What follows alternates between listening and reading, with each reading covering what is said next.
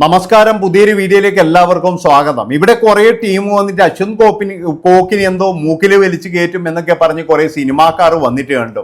അതായത് കലിംഗ എന്ന് പറയുന്ന ഒരു സിനിമയ്ക്കെതിരെ അശ്വന്ത് കോക്ക് സംസാരിച്ചു എന്നാണ് ഇവരെല്ലാവരും പറയുന്നത്. ഒരു കാര്യം ഞാൻ നിങ്ങളോട് എല്ലാവരോടും പറയാം, ഒരു പ്രേക്ഷകൻ എന്ന നിലയിൽ അശ്വന്ത് കോക്ക് എന്ന് പറയുന്ന ഒരു മനുഷ്യൻ ഇല്ലത് കൊണ്ടാണ് മലയാളികളുടെ പൈസ അങ്ങനെ അധികം പോകാത്തത്, അല്ലാതെ വേറെ ഒന്നുമല്ല.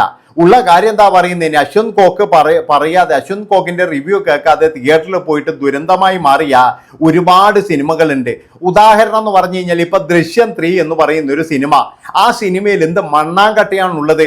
ആ സിനിമ കൃത്യമായിട്ടെന്ന് പറഞ്ഞു കഴിഞ്ഞാൽ കുറെ പ്രൊമോഷൻ ചെയ്ത് നാട്ടുകാരെ കയ്യിൽ നിന്നും ഒരു മാസത്തിന് മുമ്പേ പൈസയും വാങ്ങിച്ച് കീശയിലിട്ടിട്ട് അവന്മാർ എന്നിട്ട് ഇങ്ങനെ പല്ലിടിച്ചുകൊണ്ട് നിന്നു. അതായത് ലാലേട്ടൻ അടക്കം, ആന്റണി പെരുമ്പാവൂർ അടക്കം, അതുപോലെ ജിത്തു ജോസഫ് അടക്കം, അവരൊക്കെ മുകളിൽ ഇരുന്നിട്ട് എന്തൊരു മണ്ടന്മാരാടയിട്ടുങ്ങൾ, എന്തൊരു മണ്ട ശിരോമണികളാണ് ഇവന്മാർ. വീണ്ടും കാണാൻ പറ്റിയിരിക്കുന്ന ദൃശ്യം എന്ന് പറഞ്ഞിട്ട് ഇവറ്റകള് മുകളിൽ നിന്ന് ചിരിച്ചുകൊണ്ടിരുന്നു എന്നുള്ളതാണ്. ആരതാ പൈസ, ആരതാ പോയത്? നമ്മുടേതാണ്.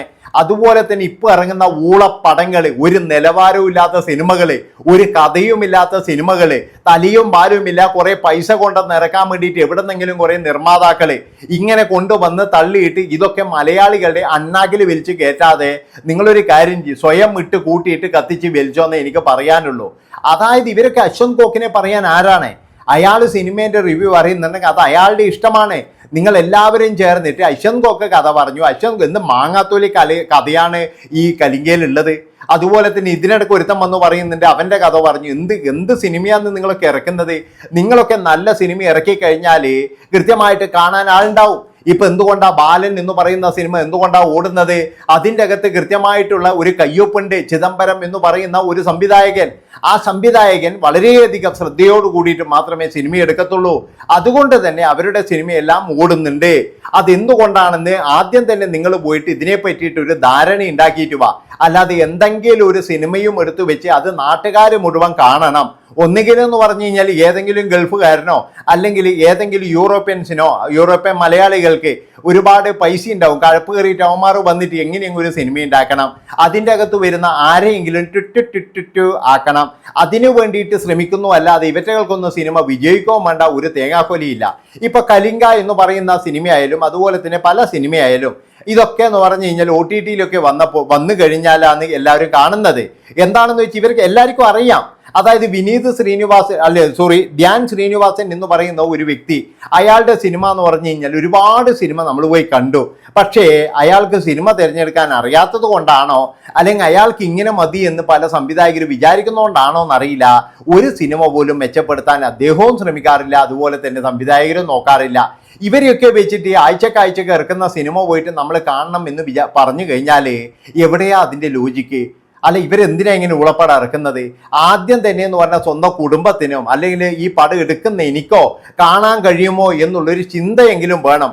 അതൊന്നുമില്ല. വേഗം പോയിട്ട് ധ്യാൻ ശ്രീനിവാസിന്റെ ഡേറ്റിംഗ് വാങ്ങി അയാളെ വെച്ചൊരു പടം എടുത്ത് അതിങ്ങനെ വെളിയിലിറക്കി. പിന്നെ എന്ന് പറഞ്ഞു കഴിഞ്ഞാൽ അയ്യോ ഇന്ന് നഷ്ടമായി പോയി എന്ന് പറഞ്ഞിട്ട് പിന്നെ കരയല്. ഇതാണ് ഇപ്പോഴും നടക്കുന്നത്. അതുകൊണ്ട് ഞാൻ പറയുന്ന കാര്യം എന്താണെന്ന് വെച്ചാൽ, നിങ്ങൾ അശ്വന്ത് കോക്കിനെയൊന്നും അല്ല നേരിടേണ്ടത്. ആദ്യം നല്ല സിനിമ ഇറക്കാൻ നോക്ക്. ഇവിടെ ആയിരിക്കാം നിർബന്ധം? ഇവിടെ ആഴ്ചക്ക് അല്ലെങ്കിൽ ഒരു മാസത്തിൽ ഇത്ര സിനിമ ഇറങ്ങണം എന്ന് ആർക്കെങ്കിലും നിർബന്ധമുണ്ടാ? ഇതെന്ന ഫാക്ടറി എങ്ങാനാണോ? നിങ്ങൾക്ക് കഴിയുമ്പോൾ നിങ്ങൾ സിനിമ ഇറക്കിയാൽ മതി. അല്ലാതെ എന്ന് പറഞ്ഞു കഴിഞ്ഞാൽ ആഴ്ചക്ക് സിനിമ ഇറക്കണം എന്ന് വിചാരിച്ച് സ്പീഡായിട്ടുള്ളൊരു കഥയെടുക്കുക, അതുപോലെ തന്നെ ജനങ്ങൾക്ക് മനസ്സിലാകാത്ത ഒരു സിനിമ എടുക്കുക, എന്നിട്ട് പൊട്ടിക്കഴിഞ്ഞു കഴിഞ്ഞാൽ അയ്യോ പൊട്ടിയെന്ന് പറഞ്ഞിട്ട് കരിയ. ഞാൻ പറഞ്ഞില്ല, ഇവിടെ ഒരു സ്റ്റാറും വേണ്ട, ഒരു ഇതും വേണ്ട. ഇപ്പൊ ബാലൻ എന്ന് പറയുന്ന സിനിമയിൽ ആരാ സ്റ്റാർ? ആരാ? മോഹൻലാലാണോ, മമ്മൂട്ടിയാണോ, ആസിഫ് അലിയാണോ, പൃഥ്വിരാജാണോ? ഒരാളുമല്ല. അവരാരാന്ന് സ്റ്റാർ നിങ്ങൾ പോയി നോക്കണം, ഒരാളുമില്ല. അപ്പൊ അങ്ങനെയുള്ള സിനിമകളാണ് ഇവിടെ വിജയിക്കുന്നത്. അപ്പൊ അങ്ങനെയുള്ള സിനിമകൾ എടുക്കാൻ വേണ്ടിയിട്ടാണ് നോക്കേണ്ടത്. അല്ലാതെ എന്ന് പറഞ്ഞ് എവിടുന്നെങ്കിലും ഒരു കഥയും കേട്ട് തട്ടുകൂട്ട് കഥയുണ്ടാക്കിയിട്ട് വന്നിട്ട് സിനിമ എടുത്ത് അത് പൊട്ടിക്കഴിഞ്ഞാൽ എല്ലാം കോക്കിന്റെ മിസ്റ്റേക്കാണ്.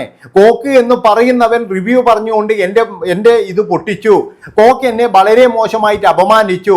അതായത് കോക്ക് പറഞ്ഞ സംഭവം ഇതാണ്. ആ ധ്യാനിന് തന്നെ മുഴുവൻ വേഷവും കൊടുത്തിട്ടുണ്ടെങ്കിൽ ചിലപ്പോൾ ഈ പടം വേറെ ഏതോ ലെവലിൽ എത്തിപ്പോയേനെ. പക്ഷേ അതിൻ്റെ അകത്ത് സംവിധായകൻ ഒരേ നിർബന്ധം, എനിക്ക് തന്നെ അഭിനയിക്കണം. ഞാൻ ഇതിനു വേണ്ടിയിട്ടാണ്. ആ മണ്ടന്മാരായ പ്രൊഡ്യൂസർമാർക്കെങ്കിലും പറഞ്ഞൂടെ, എൻ്റെ പൊന്നി ചങ്ങാതി നീ ഇതിൻ്റെ അകത്ത് അഭിനയിച്ചു കഴിഞ്ഞത് ഓടത്തില്ല. കാരണം പൈസ ഇറക്കുന്നവന്മാർക്ക് ഇതിൻ്റെ ദണ്ണം വേണ്ടിയായിരുന്നു. അത് നിങ്ങളൊന്ന് പറ. അത്ര പോലും ഒരു ദണ്ണമില്ലാത്ത ഒരുത്തരം വേറെ അപ്പം ഇങ്ങനെ കുറേ എണ്ണം എന്ന് പറഞ്ഞാൽ പൈസ കൊണ്ട് കളയാനായിട്ട് ഇവിടെ കേരളത്തിലേക്ക് വരുന്നുണ്ട്. എനിക്ക് തോന്നുന്നത് എന്താ, ശിവകുമാറൊന്നും അധ്വാനിക്കാതെ കിട്ടിയ പൈസ തന്നെയാണ്. അത് അധ്വാനിച്ച് കിട്ടിയതാണെങ്കിൽ ബാലനെ പോലെയുള്ള, അല്ലെങ്കിൽ ഇപ്പോഴേ സംഭവിച്ചത് എന്നാ സംഭവിച്ചതെന്ന് പറയുന്ന ഒരു സിനിമയുണ്ട്, അത് അങ്ങനെയുള്ള നല്ല നല്ല സിനിമകളിൽ എടുക്കുക. ഇവന്മാർ പോയി എടുത്ത സിനിമ എന്തൊരു ഊളപ്പടാടെ, എങ്ങനെയാണ് ഇതൊക്കെ തിയേറ്ററിൽ 2 മണിക്കൂർ ഇരുന്ന് കാണുക? അതാണ് എനിക്ക് ചോദിക്കാനുള്ളത്. അപ്പൊ ഇതൊക്കെ എല്ലാവരും OTT വരാൻ വേണ്ടി ആ പകുതിയാലും കാണാൻ വേണ്ടിയിട്ട് ഇങ്ങനെ കാത്തിരിക്കുന്നേ. കാരണം അതിൻ്റെ അകത്താവുമ്പോഴും എന്ന് പറഞ്ഞു കഴിഞ്ഞാൽ നമുക്കെന്താ തോന്നുമ്പോൾ കണ്ടാൽ മതിയല്ലോ, നമ്മുടെ സമയം പോകില്ലല്ലോ. പക്ഷെ ഇതങ്ങനെയല്ല, നമ്മുടെ 2-2.5 മണിക്കൂറിലേ പോകുന്ന ഇതിൻ്റെ അകത്ത് ഇരുന്നിട്ട്. അപ്പൊ ഇങ്ങനെ മലയാള സിനിമയെ നശിപ്പിക്കാൻ വേണ്ടിയിട്ട് ഒരുപാട് സംവിധായകരും ഒരുപാട് മറ്റേമാരും ഇറങ്ങിയിട്ടുണ്ട്. എന്നിട്ട് യുവമാരെല്ലാം കരയുന്ന ഒരേ കരച്ചിൽ എന്താണെന്ന് വെച്ച് കഴിഞ്ഞാൽ അയ്യോ അയ്യോ എന്ന് പറഞ്ഞിട്ട് പിന്നെ അങ്ങ് കരയും.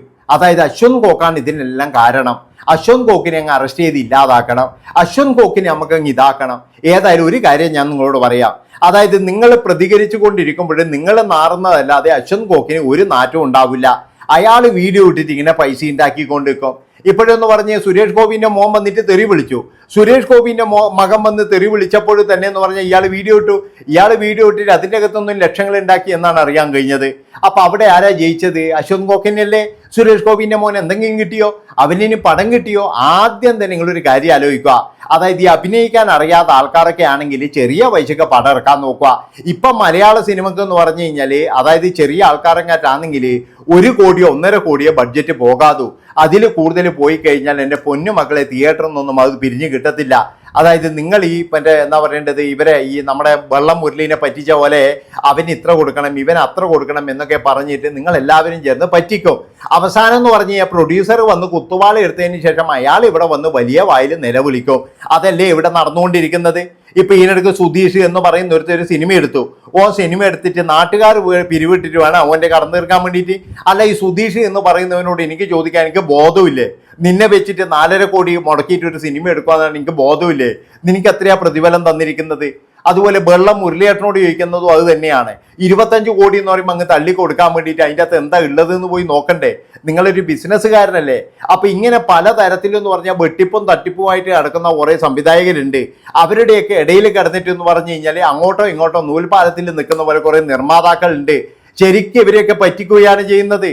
അതുകൊണ്ടാണ് ഞാൻ പറയുന്നത്, നിങ്ങൾ അശ്വന്ത് കോക്കിനെ നന്നാക്കുന്നതിന് പകരം നിങ്ങൾ നല്ല സിനിമ എടുത്ത് വിടാൻ വേണ്ടി നോക്കേ. നല്ല സിനിമ എടുത്തിട്ട് നല്ല ടൈം എടുത്തിട്ട്, അല്ലാതെ എന്ന് പറഞ്ഞു കഴിഞ്ഞാൽ നാളെ തന്നെ അയ്യോ അവന് സമയമില്ല ഇവന് സമയമില്ല, സമയമില്ലാത്തവനെ നിങ്ങൾ മൈൻഡ് ചെയ്യേ വേണ്ട. അതായത് സമയമില്ലാത്തവെന്ന് പറഞ്ഞു കഴിഞ്ഞാൽ അങ്ങ് പോയിക്കോട്ടെ. സമയമുള്ള ഒരുപാട് നായകന്മാരിലെ അവരെ വെച്ച് സിനിമ ചെയ്. അശ്വന്ത് കോക്കിൻ്റെ പുറകെ നടന്നിട്ട് വെറുതെ എങ്ങനെ ലൈഫ് ഇത് കളയണ്ട. അതുപോലെ തന്നെ എന്ന് പറഞ്ഞാൽ നമ്മളെ പറ്റിച്ച മോഹൻലാൽ ആയാലും മമ്മൂട്ടി ആയാലും ഒരിക്കലും ഗതി പിടിക്കത്തില്ല എന്നേ ഞാൻ പറയുള്ളൂ. മമ്മൂട്ടിയും പറ്റിച്ചു, എന്നാൽ പാട്രിയോട്ട് എന്ന് പറയുന്ന സിനിമ ഇറക്കിയിട്ട്, അതുപോലെ മോഹൻലാൽ ദൃശ്യം 3 ഇറക്കിയിട്ടും പറ്റിച്ചു. നന്ദി, നമസ്കാരം. അടുത്ത വീഡിയോ ആയിട്ട് വരാം. Bye bye.